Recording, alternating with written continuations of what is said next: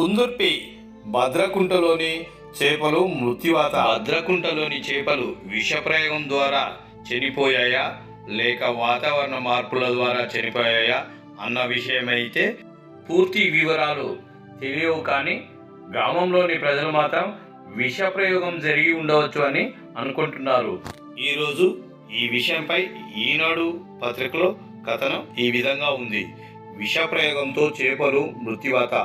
కుందుర్పి సమీపంలోని భద్రకుంటలో విషప్రయోగంతో చేపలు మృతి చెందాయి. భద్రకుంటలో చేపల పెంపకానికి వేలం వేయగా గ్రామానికి చెందిన రైతు హరిదాసు దక్కించుకున్నారు. 4 నెలల కిందట 1,00,000 చేప పిల్లలను వదిలినట్లు తెలిపారు. బుధవారం ఆయన చేపలు పట్టేందుకు వెళ్ళగా అవన్నీ చనిపోయి తేలియాడుతూ కనిపించాయి.